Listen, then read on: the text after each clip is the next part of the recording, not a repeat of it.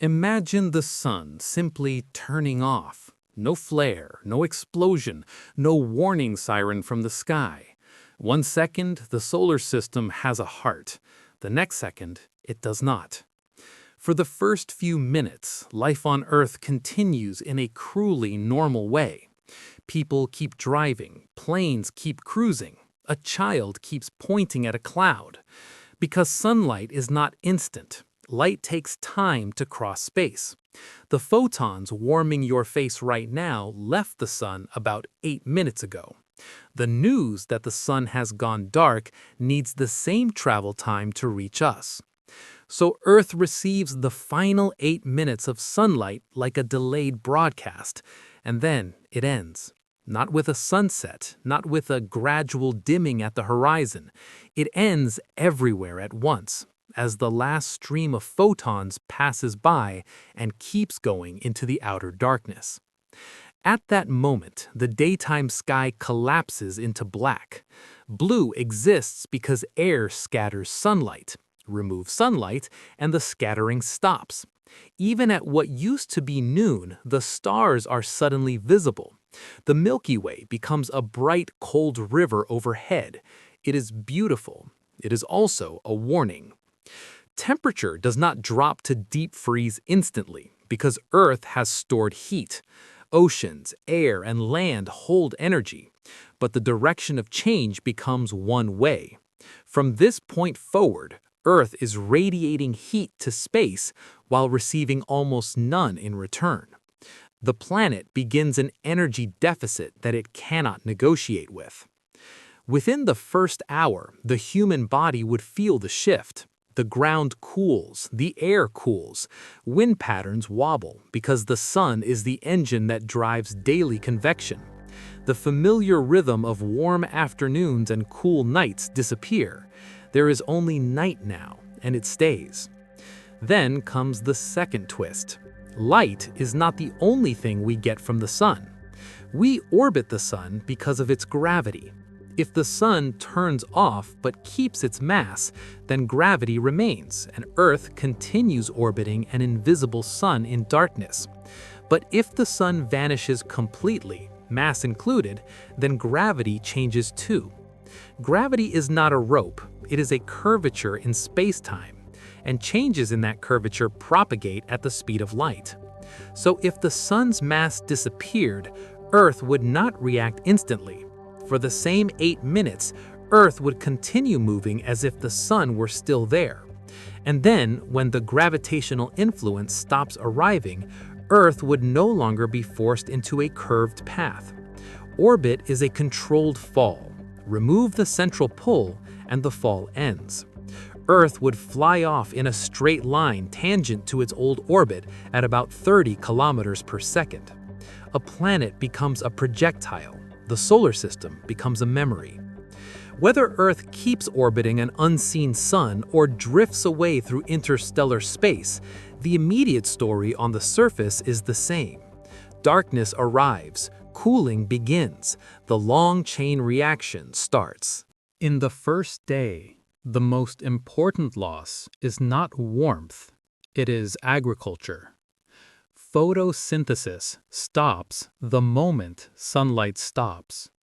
Plants do not instantly die, but they stop earning energy. They begin living on stored sugars, like a household spending savings after its income has vanished. Some crops last days, some plants last weeks, but growth ends immediately. The food chain has been cut at its foundation. Humanity still has reserves, warehouses, grain silos, freezers, pantries. In the early phase, people would survive by eating what already exists. But modern civilization depends on continuous harvests. When the harvest stops, the countdown is no longer theoretical. The next crisis is power. Every heater, every light, every pump, every data center becomes essential. Solar power dies instantly. Wind power becomes unpredictable as atmospheric circulation changes without solar heating. Hydroelectric systems face freezing rivers and altered precipitation. Fossil fuels can provide heat and electricity, but only as long as extraction and transport remain possible in worsening conditions. Nuclear power becomes a rare, stable anchor because it does not require sunlight. A working nuclear plant is suddenly not just a utility, it is a city's life support module. Geothermal energy becomes priceless where it exists. In a darkening world, heat sources that come from below the ground rather than from the sky become strategic locations. Within days, infrastructure begins to fail in ways that do not make headlines in a warm world. Water systems freeze, pipes burst, diesel fuel thickens, batteries lose efficiency, mechanical parts shrink and seize, roads become ice, airports close, supply chains fracture, and in a high-tech society, a broken supply chain is a direct threat to survival. Meanwhile, the oceans reveal their hidden role. They are Earth's thermal reservoir. Water stores heat far more effectively than air. Coastal regions would stay above freezing longer than inland regions. But as the days pass, the ocean surface cools. Ice fields form, then spread. Ice reflects what little energy remains and insulates the water below, slowing heat loss but also locking the surface into a frozen state. Weather becomes strange, then weak. Without sunlight, the atmosphere loses its main driver. Storms fade. Clouds thin as water vapor freezes and falls out. Snow becomes the dominant form of precipitation. The sky is often clear, not because conditions are pleasant, but because the air cannot hold moisture the way it used to. On a human scale, oxygen remains plentiful. The atmosphere is vast, but the long-term oxygen source, photosynthesis, has stopped. Over months and years, respiration and decay would consume oxygen.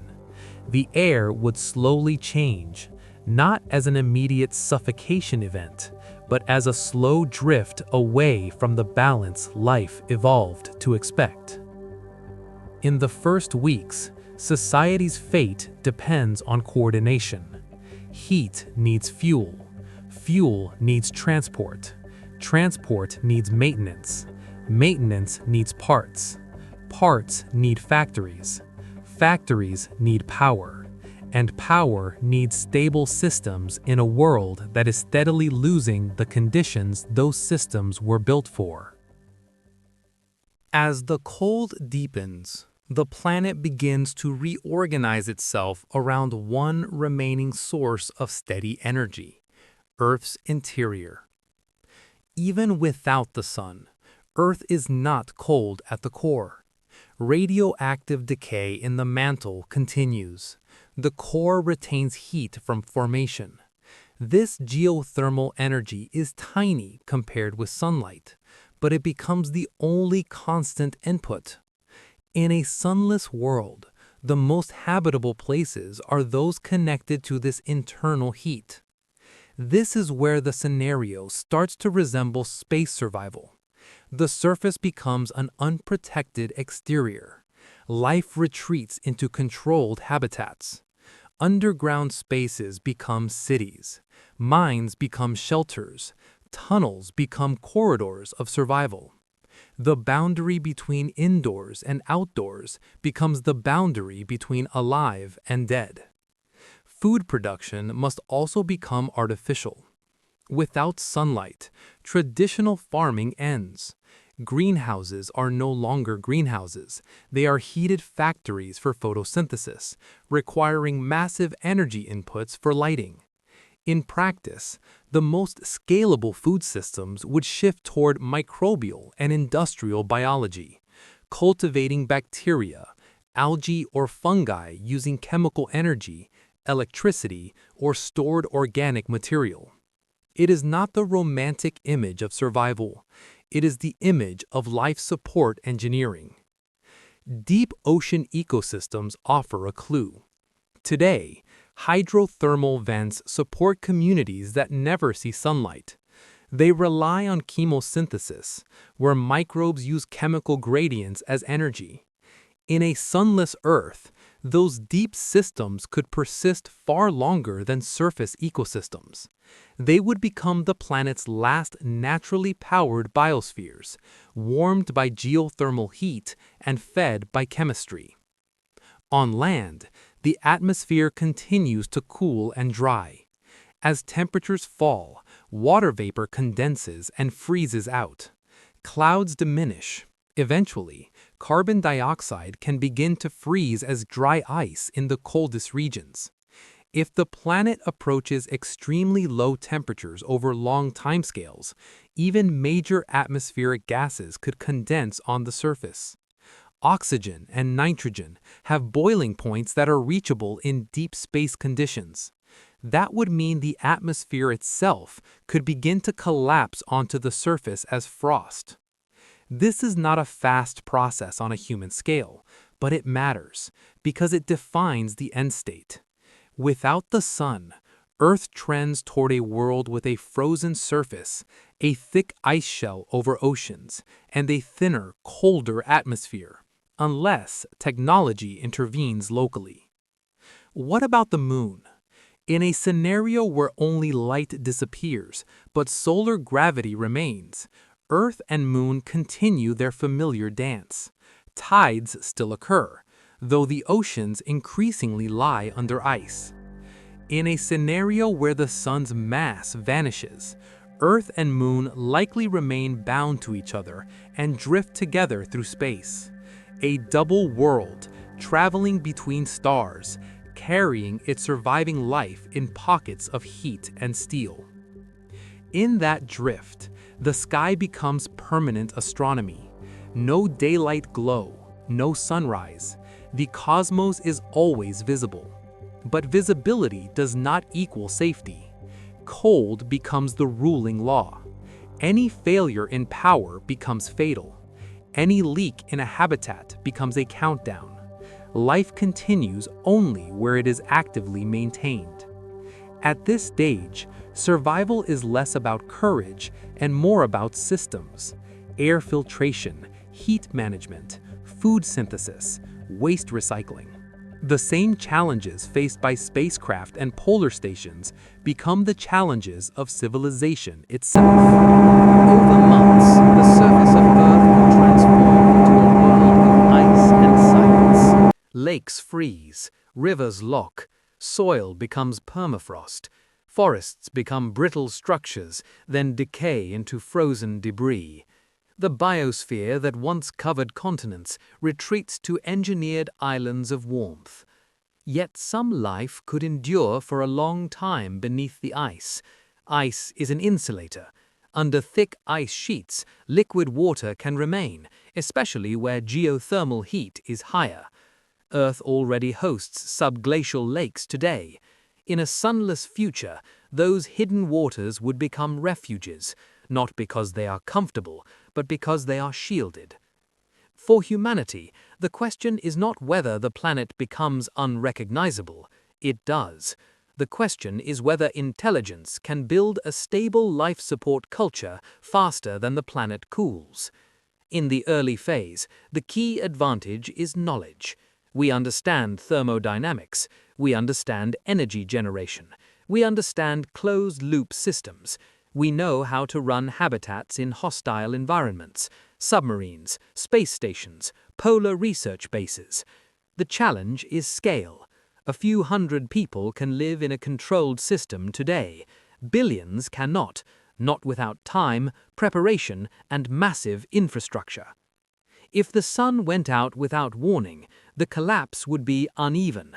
Some regions would fail quickly as grids fall and heating becomes impossible. Other regions would stabilize around dependable energy sources, nuclear sites, geothermal fields, underground complexes. Human civilization would fracture into clusters centered on power. The map of survival would not be drawn by borders, but by watts. And if Earth were also flung into interstellar space, there is one more consequence. The background environment becomes even colder. There is no nearby star to provide occasional warmth. Over long timescales, Earth becomes a free-floating planet, a rogue world, with an ice shell that thickens and a surface that approaches the temperature of deep space. Still, end is not the same as instant death. The sun going out is a slow catastrophe with a sharp beginning. It gives a brief window for reaction, hours and days, where stored heat and existing infrastructure still function. After that, survival demands discipline, engineering, and cooperation. The final irony is this: the sun is so steady that most of humanity treats it like a background detail, not a dependency, not a system. Yet it is the original system. It powers climate, agriculture, and nearly every category on Earth. It is the one piece of infrastructure we cannot repair. So, the documentary conclusion is simple and severe. The world would look normal for about 8 minutes. Then daylight ends everywhere. Temperatures begin to fall. Photosynthesis stops. Food becomes finite. Power becomes life. And over time, life retreats underground and underwater, surviving only where energy can be controlled. Now consider the human question. If you had to choose one refuge on a sunless Earth, near a nuclear plant, near a geothermal field, or deep underground by the ocean, where would you go, and what would you bring first? If you want more serious science documentaries like this, please like, share, and subscribe to Wiseuse.